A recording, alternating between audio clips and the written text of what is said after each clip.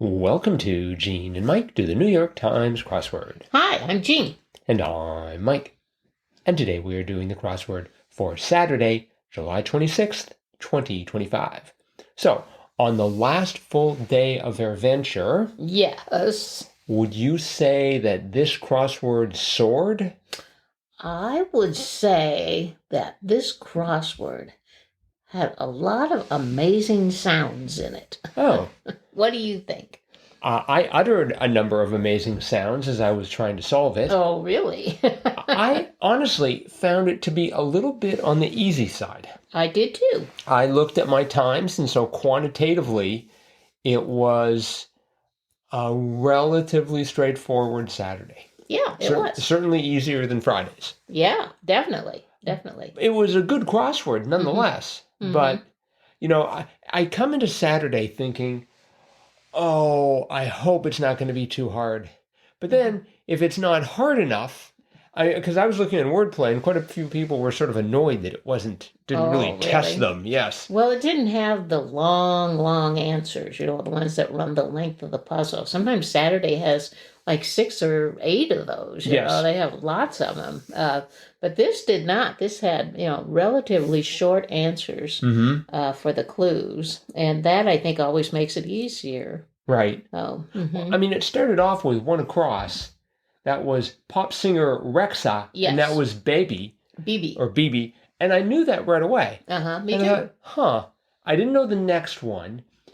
Playful in tone, 5 across. That was Arch. Did you get that right away? No, I did not. But I certainly got that next one, 9 across. Group that got Sweden's first Eurovision win. As soon as I see group and Sweden, Yeah. I'm like, I'm done at this point. It's ABBA. Right. It's 4 letters. It's ABBA. And so I'm like, And then it got a little bit harder, like 13. I wonder if this even flummoxed you. 13 across. Sautéing option with a high smoke point was avocado oil. Right. Did you know that? No, I did not. Oh, okay. I figured with your vast knowledge of cooking, that would have been something they'd covered in school. But well, it says sautéing option with a high smoke point. I wasn't thinking of a food. I was thinking of a special way of cooking or something. But then when I got avocado oil, I said, oh, that makes sense. Yeah. Of course, the way I cook, most of my cooking involves a high smoke point because it's on fire and I have to put it out. So I loved 1 across versus 1 down because we had BB Rexa, and then 1 down was rum soaked cake, which was Baba. Yes. We had Baba, BB, and ABBA in the first 3 lines. Yes. I actually knew Baba. I was surprised. Oh, yeah. Well, it's been in the crossword before. Yeah. I mean, it's been in the crossword a lot, I'm sure, meaning Baba as in like the Yiddish grandmother, but... But no, the cake has been in there quite a bit. Did you know 17 across, the poisonous plant rumored to have killed the Emperor Augustus, belladonna? Belladonna. I did not realize Augustus was poisoned. I didn't know that belladonna was a plant, let alone a poisonous one. Do we have any belladonna growing in the garden? I certainly hope not. Okay. I mean, I've noticed a lot of dead deer around our house. That could explain it. Or birds. So... We had some other great clues in the area. 11 down. They separate hands and handlebars. Bike gloves. Yes, I thought that was kind of funny. Yeah, that was quite interesting. And then 10 down. Smarts. And the answer was brain power. Which was right next to 9 down, which was play the fool, act dumb. Yes. So you had act dumb and then brain power. By the way, I have a few things to say about brain power. This is from the... let's see, PubMed Central has got an article by Vijay Balasubramanian, and it says the human brain is just 2% of the body's weight, but 20% of its metabolic load, and 10 times more expensive per gram than muscle. Wow. That is in terms of energy consumption, not to eat. You shouldn't be Yes. You should anyway. The brain manages to produce poetry, design spacecraft, and create art on an energy budget of approximately 2 watts. A paltry sum given that the computer on which this article is being typed requires 80 watts. So if you ever have to plug a light bulb into your head, go for 20 watts or less. I guess. That's what my brain power tells me. I I thought that was very interesting. Someone tried to measure it. Yeah, that is pretty interesting. Actually, it sounds like some sort of an apocalyptic story where everyone's like their brains are plugged into. That's how we get the power for the city from these people as they think. Let's see. We had 12 down. Give some immoral support, perhaps, was a bet. Right. That was sort of cute. That was a great clue. And 16 across, home in slang was crib. Yes. And we also had 6 down. Quarters was room. So we had room and crib. I didn't know crib was a slang for home. Oh, yeah. Really? Yeah. Like I'm going crib? That doesn't sound right. No, like a crib. There's I know what a crib is. It's where babies live. Well, there's that, but then, I mean, there's like a corn crib where you store grain. True. You store people. It's your crib. I don't know. Okay. I don't really know the origins, but I do know crib is slang for a place to live. I see. Okay. Did you know 34 down, blank Torici, physician scientist who co-founded BioNTech, Oslam? No. Did you? No, I had no idea. I thought the word Orem, I thought the name Orem looked right. ORREM. I think Orem might have one R in it. In any event, it was Oslam, and apparently this is the company that created the messenger RNA that was the first vaccine they had for COVID-19. Right. Yes, I remember. So she's really very famous. Oh, now that you mention that, I do remember. There was a female scientist that they said was like instrumental in getting that vaccine. So that must have been her. It was Oslam Torici, who I'd never heard of before, but apparently you have. Yeah, well done. I heard an interview with her. Oh. But I didn't remember her name. I didn't catch the name. But yeah. That cross with 36 across, when you're in it, you're in hot water. Jacuzzi. Yeah, that was funny. Yeah. And let's see. 32. Like, I said there were interesting sounds. Here's one that has a 300% period coinciding with the growth of the internet.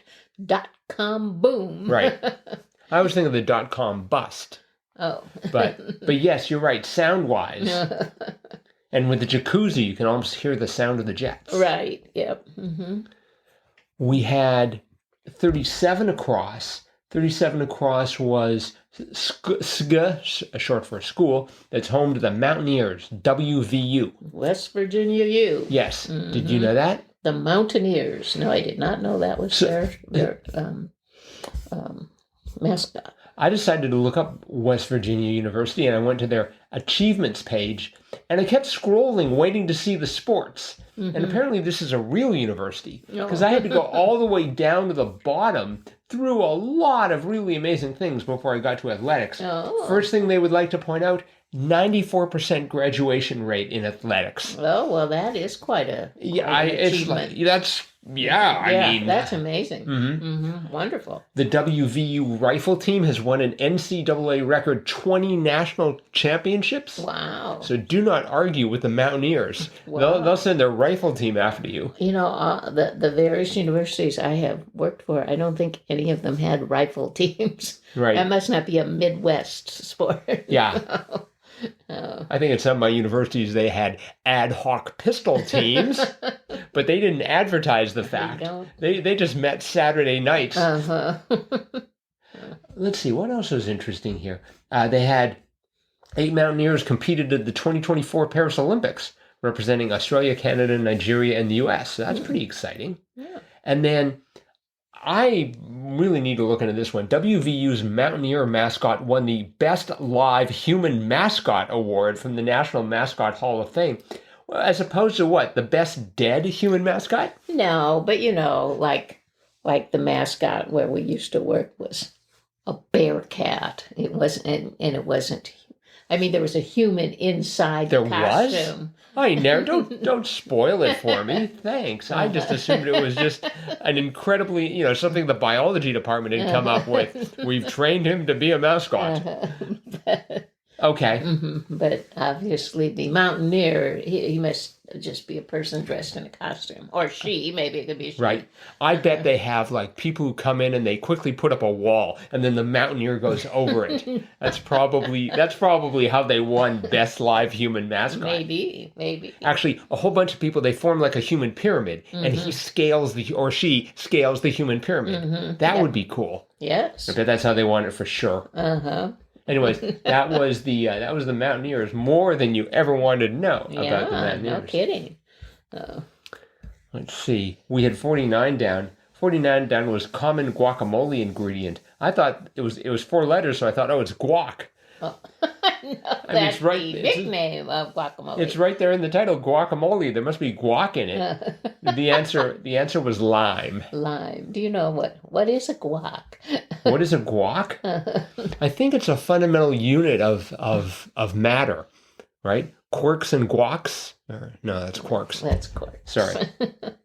45 down. Pop flies, swat. That was sort of cute and unfair to the flies at the same time. 44 across, alternative to a bow. Curtsy. And it was curtsy. Yeah. But, I had the Y at the end, and I thought, it's got to be curtsy. But then I wanted to inject an E into the spelling of curtsy. No. I'm having a lot of trouble with spelling lately. Columbo yesterday, curtsy today. In fact, even for 46 down, acceptances was yeses. I wanted to spell that with two S's. Oh. Well, actually, it's already got 2 S's. I wanted to spell it with 3, Y-E-S-S-E-S. Oh. But I decided that would be an excess number of S's. Yes. Speaking of S's, we had 61 across again. Casual hangout. Sesh. Yes. Sesh. Yeah. I always want to linger on that. Sesh. H. Yeah, Sesh. just go on for half an hour. And let's see, 58 across was calm. Oh, no. Actually, 58 across was eye of the storm. And I wanted it to be calm. Oh, but it was lull. Yes, it could have been calm. Could have been calm. That would have been an acceptable answer, but no, it's lull. And 48 down, exploit over time was milk. Yeah. So, but in general, just not that hard, but still a very interesting crossword. It was fun. 36 down brought back some interesting memories. Lawn recreation with a portmanteau name, and that was jarts. Yes, jarts. We used to play jarts a lot, but I don't think you can play those anymore. I think they were banned. Oh, I don't know. Too many people were getting injured playing jarts.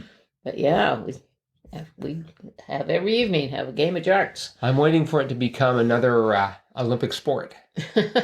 No. Maybe snow jarts. Yeah, I don't think so. I mean, there's what? Cornholes? Cornhole, yeah. So there could be cornhole and jarts.